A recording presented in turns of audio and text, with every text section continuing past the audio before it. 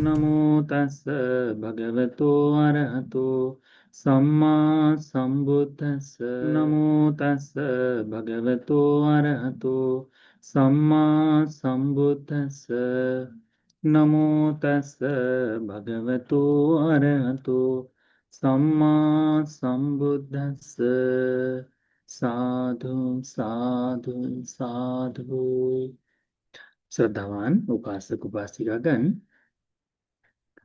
आज उपोषद को आप लोग धारण किए हुए हैं। लगभग लगभग मुझे लगता है यहाँ जुड़े हुए 187 या 190 के आसपास जो लोग हैं, ये सब उपोषद को धारण किए हैं। ठीक है, जो नहीं भी किए उनके लिए भी।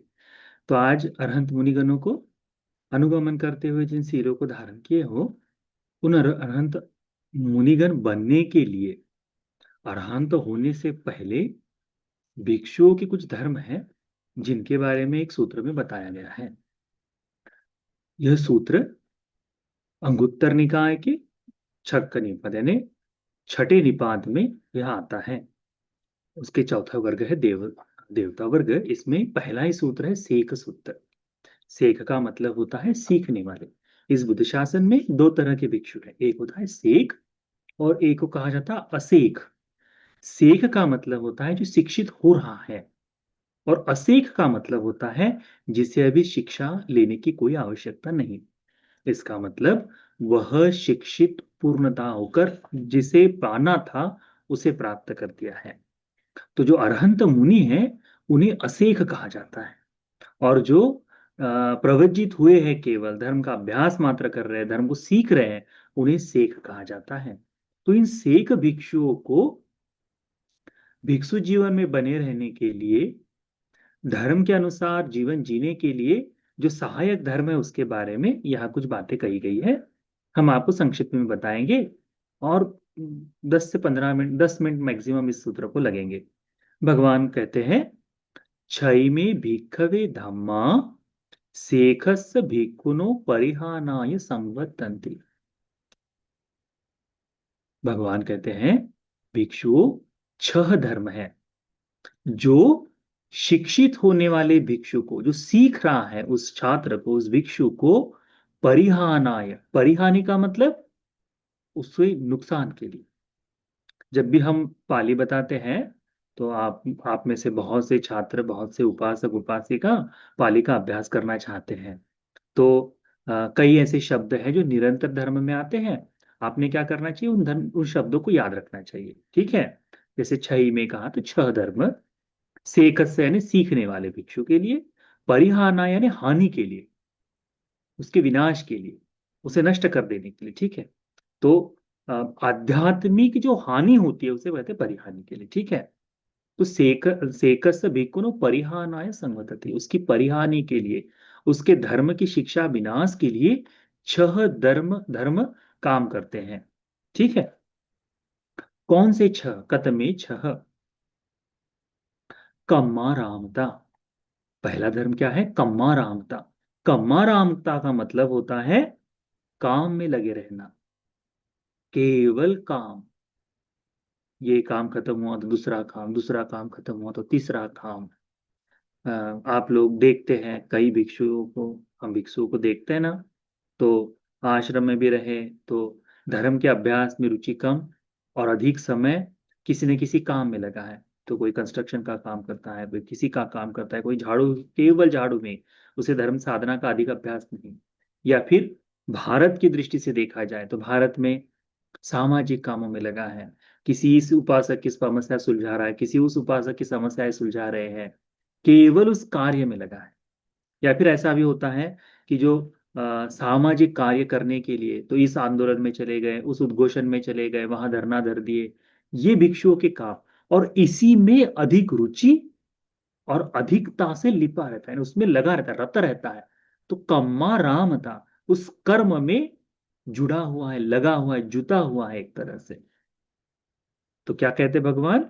6 धर्म जो हानि के लिए है, भिक्षु के आध्यात्मिक जीवन की हानि के लिए, उसमें से पहला धर्म कौन सा है?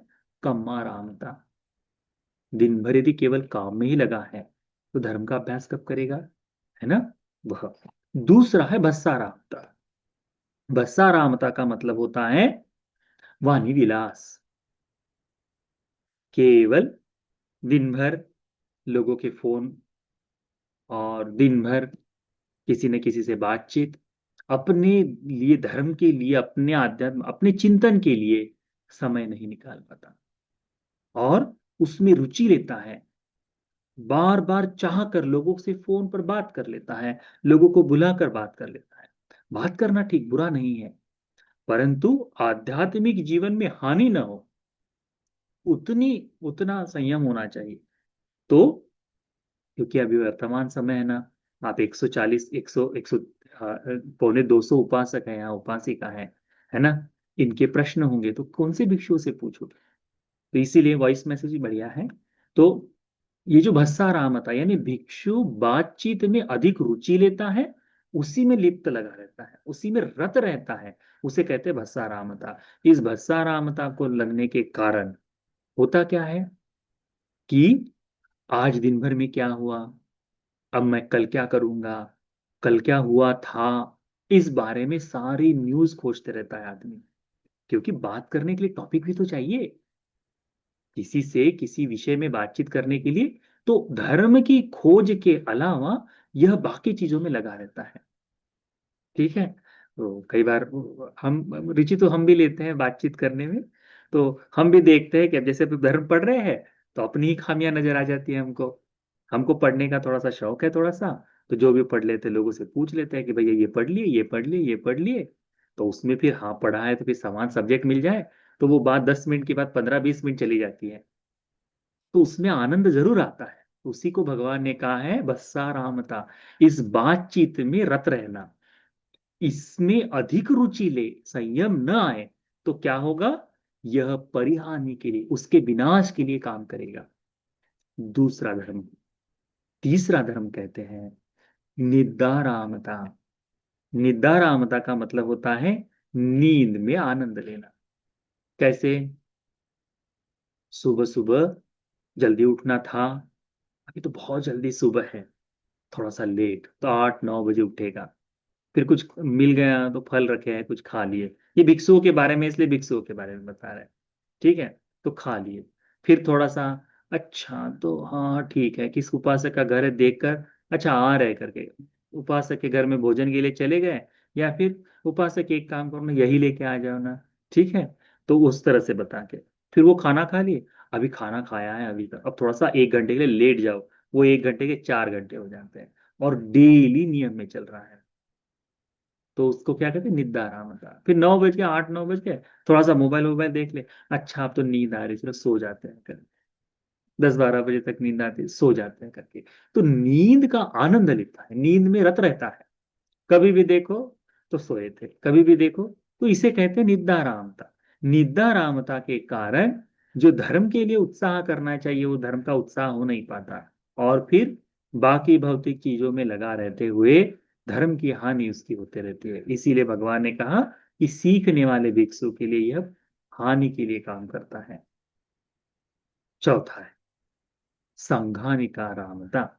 संघानिका रामता मतलब जमावड़े में रुचि लेना। 4 लोग जमा हो गए, चले गए वहां पे, फिर कहीं और हो गया, वहां चले गए। तो जहां जहां जमावड़ा भीड़ बढ़ती है वहां वहां जाकर समय बिताता है। कहीं भीड़ हो रही है तत्काल चले जाएगा, कहीं भीड़ हो रही है तत्काल चले जाएगा। एकांत से दूर होकर, ये जो एकांत वास है उससे दूर होकर लोगों के बीच जाकर बैठने का जो भाव है वह अधिक है। अब जैसे उपासकों के साथ हो गया, थोड़ा समय बिता दिया, बातचीत हो गया, पर नहीं, पूरा उनके साथ में बैठकर गृहस्थों की जो बातचीत होती है ना, अच्छा हाँ उपासिका तुम्हारे घर में सब्जी कौन सी बनी थी, अच्छा तुम तो हमारे लिए कल को वो लाए थे, अच्छा हाँ देखो हमारे लिए नहीं लेके आए, फिर अच्छा तुम्हारा लड़का, हाँ हाँ हाँ ऐसा ऐसा है करके वो जो बातचीत नहीं, वो पूछने आए थे बंते जी पंचशील का कैसे पालन करे, अच्छा वो पंचशील, हाँ ठीक है ठीक है ठीक है, अच्छा तुम्हारे पति पीते भी है फिर, हाँ अच्छा फिर ऐसा होगा, अच्छा उपासक करते क्या हो तुम, करके वो जो 5 मिनट 10 मिनट की धर्म की बातचीत है उसको छोड़कर उनमें पूरा, अच्छा ठीक है सारे जमावड़े में रुचि।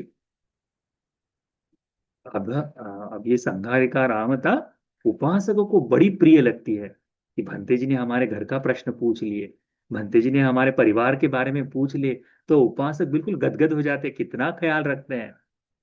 परंतु हम उपासक भूल जाते हैं, क्या भूल जाते हैं, कि धर्म से यदि भिक्षु सहायता कर रहा है तो उसे भौतिक जीवन में अपने जीवन के प्रति आपको अधिक उत्तर देने की आवश्यकता नहीं है। परंतु अभी कैसा उपासकों का स्वभाव, हम नए से अभी धर्म में आए हैं ना, उपासक भी और भिक्षु भी नए से आए हैं, इसीलिए ये सारी चीजें होती है। कभी कभी भिक्षु जानना भी चाहता है तो पूछ लेता है। तो यही है भगवान ने कहा संघा निकारा होता, वो जाकर इकट्ठा होकर जमावड़े का आनंद लेना जो है वह, ये हो गया चौथा धर्म, हानि के लिए काम कर। पांचवा धर्म है इंद्रियेषु अगुप्तदारतो दारता। इंद्रियेषु अगुप्तदारता का मतलब भिक्षु के छह इंद्रिय, कान नाक, जो ना ये आंख है, नाक है, कान है, जिह्वा है, शरीर है, मन है, ये छह इंद्रिय है। इन छह इंद्रिय की सुरक्षा करनी चाहिए। इन छह इंद्रिय की सुरक्षा नहीं करता। अब जैसे सुंदरता देखते ही उस पर आरूढ़ हो जाना, तो भगवान ने कहा है सुंदरता जब भी सामने आए तो क्या करना चाहिए, अशुभ का चिंतन करना चाहिए। जो भिक्षु अशुभ का चिंतन करे उसको सुंदरता में क्या दिखाई देगा, कुछ नहीं, निरर्थक बात दिखाई देगी। तो उसके इंद्रियों की सुरक्षा हो रही है। यदि नहीं हो रही तो अगुप्तदार है, अपने दरवाजे को उसने सुरक्षित नहीं रखा। तो ये जो इंद्रिय सु अगुप्तदारता, यह धर्म भी हानि के लिए काम करता है। उसके लिए कुछ दूसरा नहीं बचा था, उसी में पूरे अपने इंद्रियों को विनाश करने में लग जाता है। और इन्हीं की पूर्ति के लिए भी, इन्हीं की पूर्ति के लिए लग जाता है। अब तो धर्म है, नए से भिक्षु बने हैं, तो ये होना स्वाभाविक है कि समय समय पर पैर फिसल जाएगा करके, समय समय पर हानि हो जाएगी, गलतियां हो जाएगी, भिक्षु के लिए सामान्य बात है। परंतु इसे न समझते हुए उसकी निरंतरता बनाते रखे तो क्या होगा, भिक्षु को ये परिहानि के लिए काम करेगा। तो इंद्रिय सु अगुप्तदार, अपने इंद्रियों को, छह इंद्रिय जो है ना, आंखों पर संवर नहीं होना, कान पर संवर नहीं होना। कान पर संवर कैसे, उपासक से कोई बात सुन ली और फिर अच्छा, अच्छा वो उपासक तुम्हारे बारे में ऐसा बोल रहा था, तो यहाँ की बातें वहां बताना, क्या हो गया, निंदा हो गई ना। ये क्यों, क्योंकि इंद्रियों पर संयम नहीं, वाणी पर संयम नहीं है। झूठ बोल देना, वाणी पर संयम नहीं है ना। भोजन के लिए लालूपता होना, कि अरे ये खाने को मिल जाए, ये खाने को मिल जाए, तो फोन कर करके बताएं उपासक ये खाने की बड़ी इच्छा हो रही है, ले आओ ले आओ। तो किस लिए, क्योंकि जिह्वा पर नियंत्रण नहीं है ना, इस कारण से। तो इंद्रियेषु अगुप्तदारता, इंद्रियों को संयमित न रखने के कारण भी भिक्षुओं की हानि हो जाती है। और छठा कारण है भोजने अमत्तन्युता, अपने भोजन की मात्रा नहीं जानता। भोजन की मात्रा नहीं जानता मतलब जो भी आए आने दो। अब हम हमेशा बोलते हैं, जैसे सुबह से हम जब भी कोई हमको पूछे उपोषणशील में क्या करना चाहिए, तो हम बोलते हैं ठीक है, 12 बजे तक, सुबह 5 से लेके 12 बजे तक जो चाहे जितना चाहे खा सकते हो। ठीक है, क्यों, क्योंकि 12 के बाद तो उपोषित रहेगा, है ना। तो उस समय खाना नहीं खा सकता, तो शायद हो सकता है व्यक्ति को सुनने में बड़ा अजीब लगे, परंतु मुझे तो 12 बजे तक खाने को मिलेगा। तो भगवान इसमें भिक्षुओं को क्या बताए कि भिक्षु जो खाना खा रहे हो उस खाने के प्रति भी संयम होना चाहिए। उस खाने के प्रति एक संयमित भाव होना चाहिए कि मैं कितना खा रहा हूं करके। तो इस शरीर को चलाने भर के लिए, वो है ना एक गाथा कहा कही जाती है, भिक्षु जब भी भोजन के लिए किसी के यहाँ जाए, या भिक्षु जब भी भोजन करे तो उसे ये कहना जरूरी होता है क्या, पटिसंखा योनिसो पिंडपातं पटि सेवामि, नेवदवाय न मदाय न मंडनाय न विभूषणाय, यावदेव इमस्स काय सटित्या यापनाय, विहिंसु परतिया ब्रह्मचर्यानुग्रहाय, इति पुराणं च वेदनं पटिहंकानि, नवंच वेदनं न उपादेशानि, यात्रा च में भविष्यति, अनवज्यता च फांसी चाहती। इसका मतलब होता है कि मैं भोजन कैसे करूंगा, तो ये जो भोजन मिला है ये न तो मेरे शरीर मंडन के, न मदाय अपने मद के लिए नहीं, न मंडनायन शरीर यष्टि बनाने के लिए, हाँ, न विभूषणाय अपने शरीर को अलंकारित करने के लिए भी नहीं। भोजन किस लिए नहीं है? तो इन चीजों के लिए नहीं। किस लिए है? यावदेव इमस्य काय सठिकुला, ये जो शरीर है, इस शरीर को बने रहने के लिए, only for sustaining, only for survival, बने रहने के लिए। इति पुराणं च वेदनं पठ्यन्नम, ये जो पुरानी भूख की वेदना जागी है, ये और न बढ़े, भूखे रहेंगे तो और बढ़ती जाती है ना, ये न बढ़े, इसे करने की नवंच वेदना न उपादेश, नई भूख की वेदना पुनः उसमें जागृत ना हो, इसीलिए खाना है। खाना खाते ही भूख नहीं रहती ना हमें, उसके लिए। यात्रा च में भविष्य, जो भविष्य की यात्रा है मेरी, यानी कल का दिन, आज का पूरा दिन है, कल तक के लिए ये शरीर बना रहे, इसके लिए। तो इन तरह से चिंता है कि ब्रह्मचर्य की पूर्ति के लिए, बाधा रहित धर्म का मार्ग पालन करने के लिए, यात्राच में भविष्यति अनवज्यताच पास, बगैर किसी बाधा के सही सुखपूर्वक जी पाओ, इतने भर के लिए भोजन है। तो उसके लिए कितना जीने के लिए चाहिए? अब उसका प्रमाण हर भिक्षु का अलग अलग है।